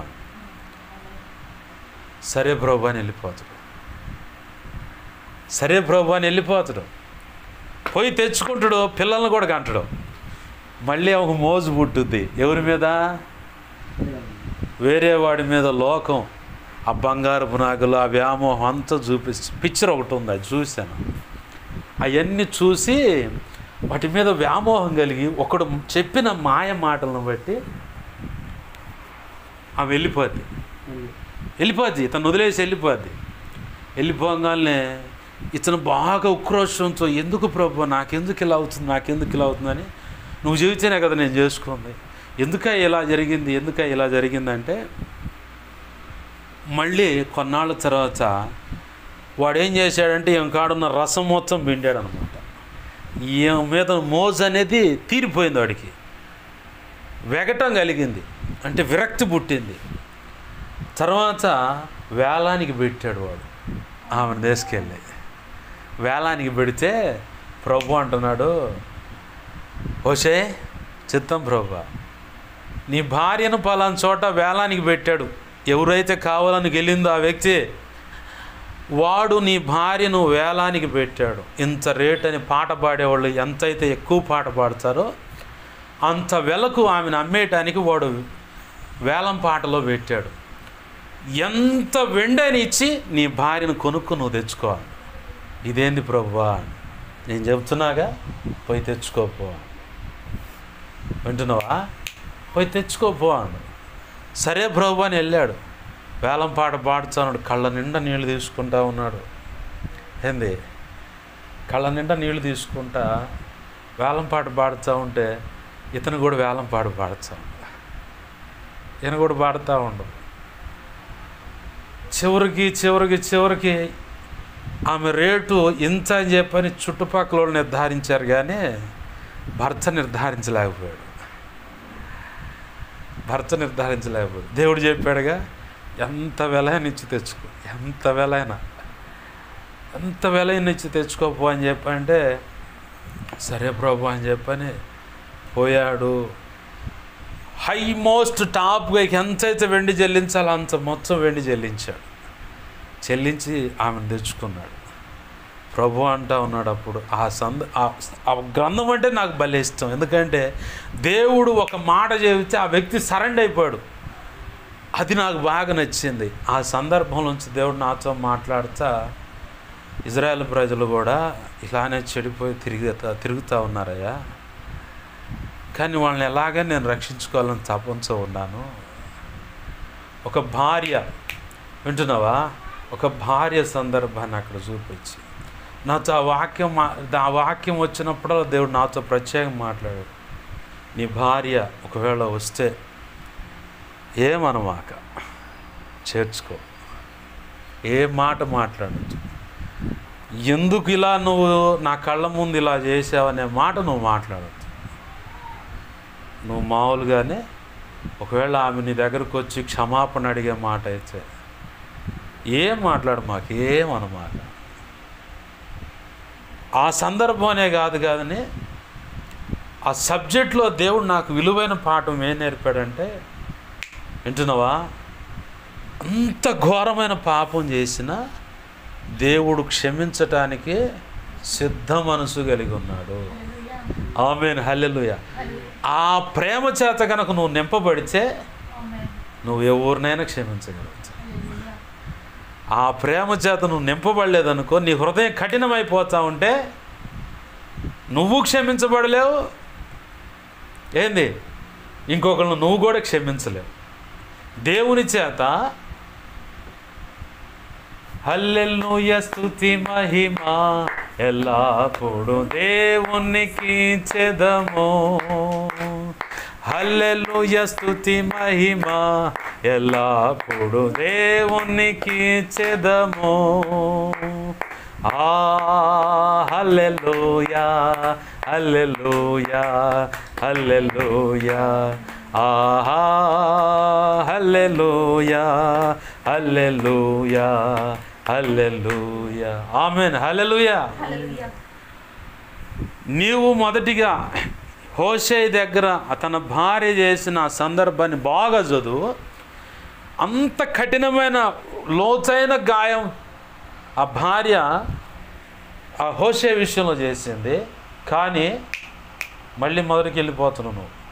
కానీ ఇజ్రాయేల్ ప్రజలు కూడా అంతే గాయం చేశారు. తను రక్తంలో కడగబడ్డ బిడ్డలు కూడా అదే గాయాలు చేసిన ఆ హోషేయ గ్రంథంలోంచి దేవుడు మనకు చెప్పే విలువైన పాఠం ఏంటంటే, అంత కఠినమైన పాపం చేస్తున్నా క్షమించి రక్షించుకోవటానికి నేను సిద్ధంగా కారుణ్యం చేత కదిలిపోతున్నాను.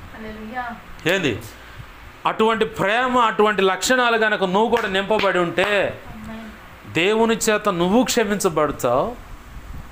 నీ ద్వారా అనేకులు కూడా ఏంది క్షమించబడి సమాధానపరచబడతారు. లేదు, వినబడుతున్న వాక్యాలను బట్టి, చూస్తున్న పరిస్థితులను బట్టి, నీ చుట్టూ ఉన్న సందర్భాలను బట్టి నీ హృదయాన్ని వింటున్నావా, నీ హృదయాన్ని ఇంకా కఠినపరుచుకున్నావు అంటే దేవుడి దగ్గర నుంచి నువ్వు క్షమాపణ పొందలేవు. ఎవరి దగ్గర నుంచి? దేవుని దగ్గర నుంచి నువ్వు క్షమాపణ పొందలేవు. అలాగనే నువ్వు కూడా ఇంకొకరిని క్షమించలేవు. ఏది కావాలో నీ ఇష్టం. ఎందుకంటే ఈ సందర్భాలన్నీ యొక్క సారాంశము, ఆ సందర్భాల యొక్క అనుభవాలన్నీ మోషే జీవితంలో ఈ నిర్గమాకాండం 33వ అధ్యాయం కాడికి వచ్చేసరికి అన్ని అనుభవాలు అయిపోయినాయి. మన జీవితాల్లో కూడా ఎన్నో అనుభవాలు చూపించిన తర్వాతే దేవుడు నీతో నాతో ప్రత్యక్షంగా కనబడటానికి ప్రయత్నం చేస్తాడు. ఆమేన్. హల్లెలూయా. ఎలా కనబడతాడు అన్నదానికి మనం ఇప్పుడు దాకా పునాది వేసుకుంటూ వచ్చాం. ఎలా అంటే, ఒకటి, దైవజనుడే నీ దగ్గరకు వచ్చి నీతో మాట్లాడుతున్నట్టుగా దేవుడు, నీకెవరైతే ఇష్టమైన దైవజనుడు ఉంటాడో, ఆమేన్ హల్లెలూయా, ఇష్టమైన దైవజనుడు ఎవరైతే ఉంటారో ఆ దైవజనులు నీ దగ్గరకు వచ్చి నీతో మాట్లాడుతున్నాడంటే దేవుడే నీకు ఉపదేశిస్తున్నాడు, నీతో ఉన్నాడని అర్థం. ఒకవేళ నీ పక్కన వచ్చి కూర్చున్నా, ఏది నీతో ఉన్న, నీతో నడుస్తున్న దైవజనుడు మాట్లాడుతూ నడుస్తుంటే ఉపదేశిస్తున్నాడని, నీతో ఉన్నాడంటే ఆ పక్కన కూర్చున్నాడు మౌనంగా అంటే దేవుడు నీకు కావలుగా ఉన్నాడని. లేదు, విశ్వాసులు ఎవరైనా, సంఘంలో ఉన్న విశ్వాసులు ఎవరైనా నీకు తెలిసిన వ్యక్తులు ఉంటే వాళ్ళు దేనికి సాదృశ్యం అంటే దేవుని దూతలకు సాదృశ్యం ఉంటుంది. ఎందుకంటే క్రీస్తు రక్తంలో కడగబడ్డారు కాబట్టి. విశ్వాస జాబితా పరిచారకులైన సంఘ పెద్దలు ఎవరైనా కానీ దేవునికి మహిమ కలుగును గాక. హల్లెలూయా. ఏంది, దైవ దూతలు నీకు తోడుగా ఉన్నారని అర్థం. దైవజనుడే లేదా దైవజనురాలే, నీకు ఇష్టమైన దైవజనురాలైనా దైవజనుడైనా వచ్చి నీతో మాట్లాడుతుంటే దేవుడు నీతో మాట్లాడుతున్నాడు. దేవుడే డైరెక్ట్గా వచ్చి నీకు కనబడడు. కొన్ని సిమ్టమ్స్ మాత్రమే నీకు చూపిస్తాడు అంతే. అది నీకు అర్థం కావటానికి. దేనికి? పద్మాసు దీపంలో క్షమించండి, దేవుని యేసయ్య గుండెల మీద ఆనుకొని ఆయన గుండె చప్పుడు విన్నటువంటి యోహాను చూసిన దర్శనం ఏంటంటే, ఆకాశానికి ఆయన ఉన్నాడు, కిందికి ఏమో పాదాలు ఉన్నాయి. ఆయన పాదాలు మెలమెల మెరుస్తున్నట్టుగా కనపడుతున్నాయి. ఆయన హస్తం ఆయన మీద కాంతితో నిలబడ్డట్టు చూస్తూ ఉన్నాడు. ఈ పిక్చర్ అంతా దేనికంటే, ఆయన ఎన్నో అనుభవాలు చూశాడు, ఎన్నో రీతులుగా దేవుని చేత చెక్కబడ్డాడు. ఆమేన్ హల్లెలూయా. చెక్కబడిన తర్వాత ఆయన యొక్క స్వరూప దర్శనాన్ని అక్కడ పద్మాస్ దీపంలో ఒంటరిగా ఉన్నటువంటి యోహానుకు చూపించాడు. ఇక్కడ మోషే అడుగుతున్నాడు, అయ్యా నిన్ను చూడాలని ఉందంటే దేవుడు అంటున్నాడు, నన్ను చూసి ఏ నరుడు బతకలేదయ్యా. ఒకవేళ నీకైనా నాకైనా కనబడితే, వింటున్నావా, నాకు చాలాసార్లు నిన్ను రక్షణ పొందిన కొత్తలో కళ్ళు మూసుకుంటే బాగా బగబగ మండుతున్న లేఖన అక్షరాలు. దేవుణ్ణి స్తుతించుడి, ఎల్లప్పుడూ దేవుణ్ణి స్తుతించుడి, దేవుణ్ణి స్తుతించుడి, ఎల్లప్పుడూ దేవుణ్ణి స్తుతించుడి. ఆయన పడు ఆయన పరిశుద్ధ ఆలయమందు, ఆయన పరిశుద్ధ ఆలయమందు, ఆయన సన్నిధిలో, ఆయన సన్నిధిలో ఎల్లప్పుడూ దేవుణ్ణి స్తుతించుడి. ఆమేన్, హల్లెలూయా. నేను రక్షణ పొందిన కొత్తలో కళ్ళు మూసుకొని ప్రార్థనలో ఉంటే ఈ వాక్యమే బాగా మండుతున్న అక్షరాలుగా కనపడేది. క్రాసు బాగా మండుతున్న క్రాసు కనపడేది నాకు కళ్ళు మూసుకుంటే దర్శనంలో. ఈ తర్వాత నాకు అర్థమైందంటే అంటే భారంతో అంటే అగ్ని వంటి ఆ భారం, అది ఆ సందర్భం, ఆ అక్షరాలు మాట అలా రిలీజ్ అయిద్దామని తర్వాత అర్థమైంది. ఏంది, నీకు ఏ కోణంలో కనపడిచి నువ్వు గ్రహించగలుగుతావు ఆ కోణంలో దేవుడు నీతో డైరెక్ట్గా వచ్చి మాట్లాడుతాడు. ఆయన పూర్తి స్వరూపే దర్శనం నువ్వు చూడాలంటే ఇక్కడ కుదరదు. భూమి మీద మహిమ దేహంగా మార్చబడి పరలోకంలో యేసయ్య సముఖం మందు ఉన్నప్పుడు అప్పుడు ఆహా నా ధన్యత, ఓహో నా భాగ్యము, ఇహలోక బంధాలు మరచి నీ ఎదుటే నేను నిలచి, ఇహలోక బంధాలు మరచి నీ ఎదుటే నేను నిలచి. నెక్స్ట్ ఏంటి, నీవిచ్చు బహుమతులు నే స్వీకరించి నిత్యానందముతో పరవశించు వేళ, ఏమౌదునో నేనేమౌదునో, ఏమౌదునో నేనేమౌదునో. అంటే ఇట్లా పాడుకోవటానికి ఆ పరలోకంలో మనకు అవకాశం ఉంటుంది, కానీ ఎక్కడ కుదరదు. ఎందుకంటే ఆయన యొక్క మహిమ, ఆయన డైరెక్ట్గా నువ్వు చూడాలంటే నువ్వు తట్టుకోలేవు, చచ్చిపోతావు అన్నమాట. అయితే నువ్వు ఎలాగైతే చూడగలుగుతావో, ఎలా అయితే ఆయన గ్రహించగలుగుతావో, ఎలాగైతే ఆయనే అని నువ్వు గుర్తించగలుగుతావో, ఆ విధంలోకి ఆయన తగ్గించుకొని నీకు వచ్చి కనపడుతుంది అనమాట. ఆమేన్, హల్లెలూయా, హల్లెలూయా. లేకపోతే నువ్వు చూడలేవు. చూడటమే కాదు, చూసినా నువ్వు బతకలేవు, కాయలా పడుతావు అనమాట. పరిశుద్ధాత్మ దేవుడు ఇన్కేస్ ఇక్కడ మన మధ్య ఉంటే ఆయన ఊరకల్లా అట్లా నిన్ను తాకుతున్నట్టుగా ఆయన అట్లా వెళుతుంటే ఆ గాలి వచ్చి నీకు తగిలితేనే నీ ముఖం వాడిపోద్ది. ఆమేన్, హల్లెలూయా. నీ ముఖం వాడిపోద్ది. నేను దాన్ని డైరెక్ట్గా అనుభవించాను. నేను అగ్రహారం ఉందిగా, పౌడిపాడు అగ్రహారం, అక్కడ తిమోతి పాస్టర్ గారు అని ఒక ఆయన ఉంది. సేవకుల మీటింగ్ అని పెడితే ఆత్మీయ తండ్రి దావీదు పాస్టర్ గారితో పాటు మేము అట్లనే ఆకులు గణపారం వెళ్ళాలి. అక్కడ ఆ కోటను చూసుకొని అక్కడి నుంచి అవతలకి వెళ్ళాలి. ఆడకు పోయాం, ఫెలోషిప్లో నిలబడటం. ఆడకు పోయిన తర్వాత నాకు తెలియదు ఏమైందో, నాకు తెలియ కూడా నాకు కళ్ళ నీళ్ళు వస్తూ ఉన్నాయి. ఆ చుట్టుపక్కల ఉన్నవాళ్ళు నాతో పాటు ఒక అమ్మాయి ఉంది, జలన్య అని, ఇక దైవజనురాలు, వాళ్ళ పిల్లలు, నేను, నా ఆటో ఉంది. అప్పుడు అట్లా వెళ్తూ ఉంటే ఆడ ఆగి అది చూసుకున్నాం. పరిశుద్ధాత్మ దేవుడు తాగిచ్చి ఎలా ఉంటుందో అనుభవం చెబుతున్నాం. విలువైన పాఠం, శ్రద్ధగా విన్నాం. అర్థమైందా? ఏంది అట్లా తాకి వెళ్ళిపోయింది. నా ముఖం అంతా వాడిపోయింది. నాకు అర్థం కాల. తర్వాత ఆ పక్కనున్న అమ్మాయి, జలన్యన్నగా అమ్మాయి చూసి, నీ ముఖం ఏంది అట్టు వాడిపోయిందా, నీ ముఖం ఏంది అట్టుంది, నాకేం బాగానే ఉన్నాను. లేదు, నీ ముఖం అంతా డల్ అయిపోయి కళ్ళ నీళ్ళు వస్తున్నాయి ఏందని. ఏమైంది, ఏం అర్థం కాలేదు అనుకుంటా ఉంటే దైవజనుడు ఆ మాటలు విని, పరిశుద్ధాత్మ దేవుడు, వింటున్నావా, పరిశుద్ధాత్మ దేవుడు ఊరకలా అట్లా వెళ్ళిపోయాడు ఇక్కడ నుంచి. అది ఆ గాలి తగిలితేనే నీ మొహం ఆడిపోయింది. మన ఈ మట్టి దేహాలు ఆ మహిమ నీకు మనలోకి వచ్చి ఉండటం అసాధ్యం. కాబట్టి అది అలా తాకితేనే నీ ముఖం అట్లా వాడిపోయింది అండు. ఆ నెక్స్ట్ నేను అందరికీ దేవుని మాటలు ప్రకటించడం మొదలుపెట్టాను. ఆమేన్, హల్లెలూయా. ఏంది ఆ నెక్స్ట్ అన్నమాట. పరిశుద్ధాత్మ దేవుడు ఊరకడ తగిలితేనే వాడిపోయిన దేహం ఊరకడ తగిలితేనే కాయలా పడతారు తెలుసా. ఖచ్చితంగా 4 రోజులైనా 3 రోజులైనా బాగా నీరసం అయిపోతారు. జ్వరం వచ్చినట్టు ఉంటుంది కానీ రోగం ఉండదు. ఏంది ఆ అనుభవం. మరి దేవాదేవుడిని నేను చూడాలనుకుంటే ఇంకా మరి ఇంకెట్టాడి అనుభవం. ఇప్పటి వరకు ప్రభు సెలవిచ్చిన ప్రతి మాటలో వింటున్నావా, ప్రతి మాటలో ప్రతి అనుభవంలో ఏంది దేవుడిని చూడాలంటే వింటున్నావా, ఎవరిని చూడాలంటే దేవుణ్ణి చూడాలంటే హెబ్రీ 12:14 ఒక మాట ఉంది చూడు.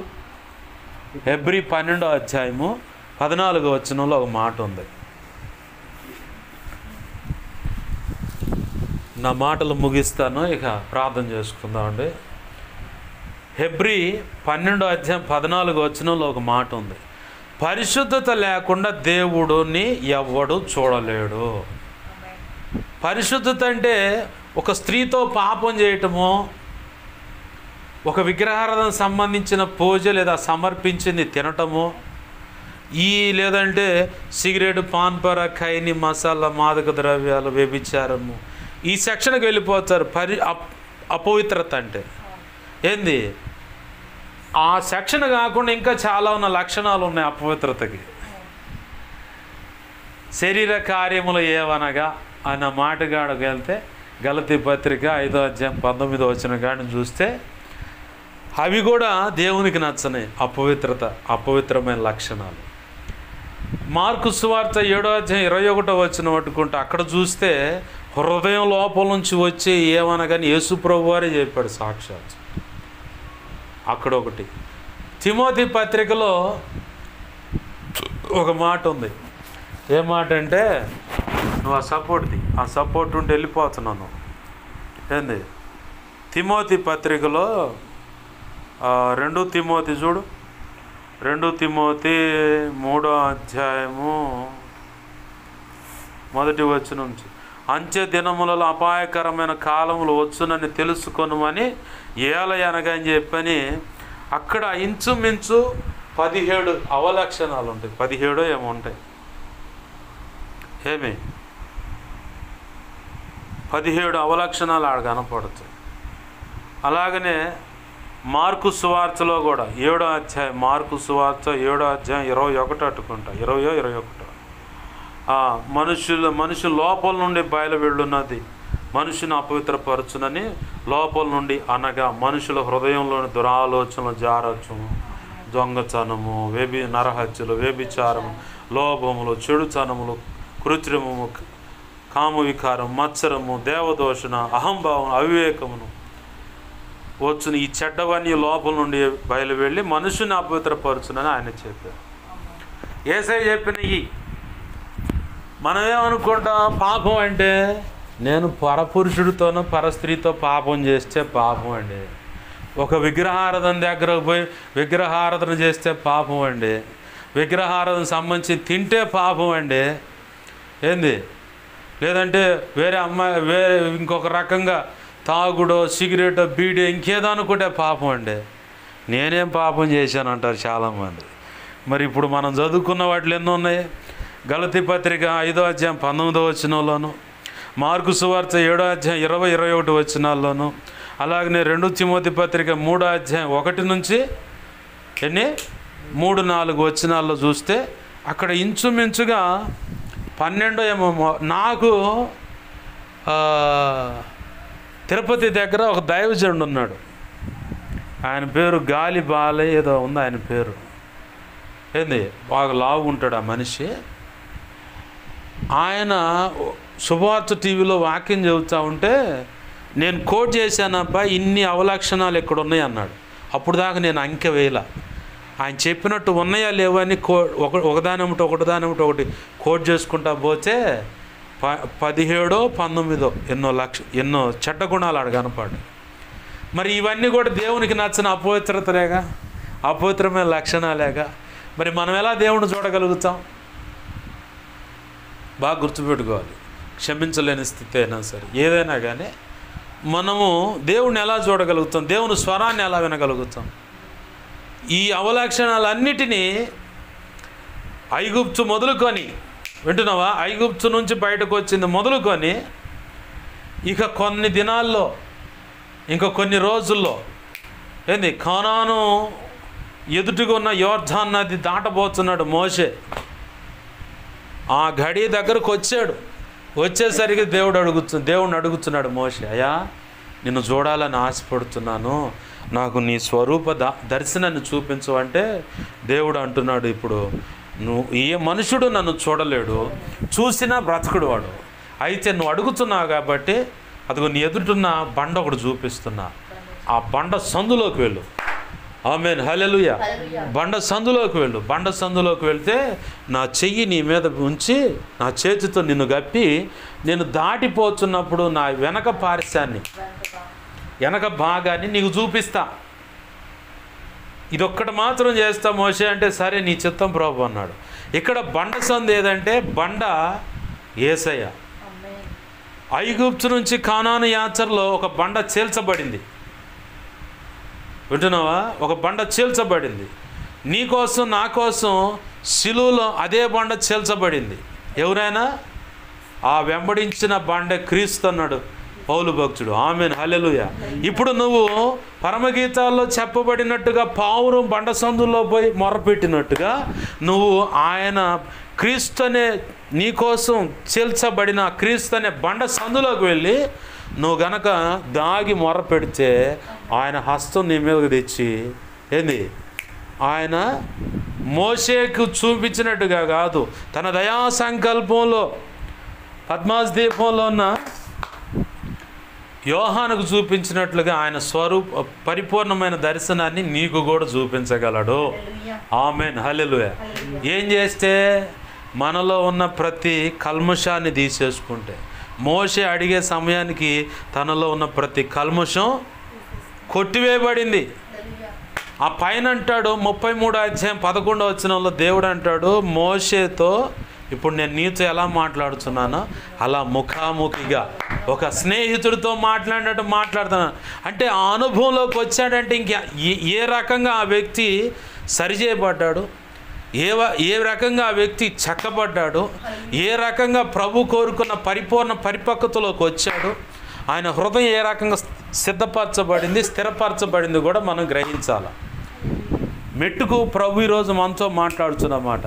మోకాళ్ళ మీదకి వద్దాం. మెట్టుకు ఈరోజు ప్రభు మనతో మాట్లాడుతున్న మాట ఏంటంటే, నువ్వు నన్ను చూడాలని ఆశపడుతున్నావు, బాగుంది, నేను నీకు కనపడాలని కూడా ఆతృతతోనే ఉన్నాను. యేసయ్య మాట్లాడుతున్నమాట. అయితే నీకును నాకు మధ్యలో కొన్ని అవలక్షణాలు ఉన్నాయి. వాటిని తొలగించుకున్నట్లయితే, వాటిని సరిచేసుకున్నట్లయితే ఖచ్చితంగా నా దయా సంకల్పంలో నేను ఎలా అయితే నీకు కనపడుచు నువ్వు విశ్వసిస్తావో అలాగ నీకు కనబడి నీతో మాట్లాడాలని ఆశపడుతున్నానని ప్రభు ఈరోజు చెప్తా ఉన్నాడు. ప్రార్థన చేసుకుందాం. అట్టి కృప ప్రభు తన దయా సంకల్పం చొప్పున మనందరికీ అనుగ్రహించునుగాక. ఆమేన్, ఆమేన్. ప్రార్థన చేసుకుందాం. ప్రేమగల మా కన్న తండ్రి యేసయ్య, నీకు వందనాలు, కృతజ్ఞతాస్తుతులు. అయ్యా, మీరు సెలవిచ్చిన ప్రతి మాట వ్యర్థమైపోకుండా మా హృదయాల్లో పదిలపరచండి. అనేక పర్యాలు నెమరు వేసి నేను మాయంపరచుకోవటానికి కూడా కృప మాకు దయచేయండి దేవా. ఇదిగో తండ్రి, వెలువడిన ప్రతి మాట వ్యర్థమైపోకూడదయ్యా. నీ కృపలో భద్రపరచమని నీ వాక్యాన్ని హెచ్చించుకుంటున్నావు, నీ నామాన్ని గణపరుచుకుంటున్నావు. అయ్యా, మాకు మా మీద ఇంకెవరికైనా కళలో నిద్రలో దర్శనం స్వప్నాలు చూపించబడ్డ సమస్త చీకటి శోధనటి ప్రభావం ఏదున్న యేసున్న నీ మహాపునరుద్ధాన శక్తి ద్వారా మేమంతా కలిసి బంధిస్తున్నాం, లయపరుస్తున్నాం. బంధించి లయపరిచిన కృతజ్ఞతాస్తుతులు చెల్లిస్తున్నాం. అయ్యా, మాకు మా మీద ఇంకెవరికైనా కళలో నిద్రలో దర్శనం స్వప్నాలు చూపించబడ్డ సమస్త మంచి కళ్ళు, మంచి దర్శనం, మంచి స్వప్న నిద్రలో చూసిన సమస్త మంచి యేసునామమున నీ మహాపునరుద్ధాన శక్తి త్వరపెట్ట జరిగేలా చేసి నెరవేర్చుతండి. త్వరపెట్ట జరిగేలా చేసి నెరవేర్చిన కృతజ్ఞతాస్తుతులు అయ్యా. కనికరించండి, కృప చూపి సహాయం చేయండి ప్రభువా. అయా మా నిమిత్తం అనేకులు ముఖాముఖ ఫోన్లు వాట్సాప్ ద్వారా నీ సన్నిధిలో ఉండి కూడా మొరపెడుతారు. మా నిమిత్తం ప్రార్థించమని ప్రతి ఒక్కరి అవసరత నీ కృపచేత యేసు నామములో తీర్చబడును గాక. మా కోసం, పరిచయం కోసం అన్ని విధాలా ప్రార్థిస్తున్న ప్రతి బిడ్డ కూడా దీవించబడి, బలపరచబడి, అభిషేకించబడి నీ సేవలో గొప్పగా వాడబడును గాక. నీ గొప్ప కార్యములు జరిగించి నీ చిత్తం నెరవేర్చమని బతుకున్నట్లు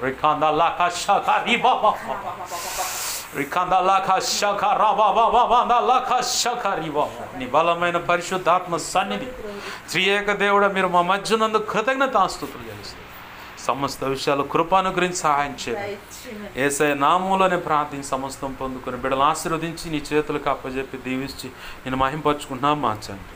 ఆమేన్. ఇప్పుడు మన తండ్రి అయిన దేవుని ప్రేమయు, ఆయన ప్రియకుమారుడైన యేసుక్రీస్తు వారి కృపయు, పరిశుద్ధాత్మ దేవుని అన్యోన్య సహాయ సహవాసము సమకూడిన అలాగనే ప్రార్థనలు ఏకీపిస్తున్నాయి, ముందు ఏకీపించబోతున్న అలాగనే సంఘ బిడ్డలకు, సార్వత్రిక సంఘం సకల పరిశుద్ధులకు నిత్యత్వము చేరుపర్యం సదాకాలం చూడండి నడిపించి ఆయన మాత్రం మహిమ పొందును గాక.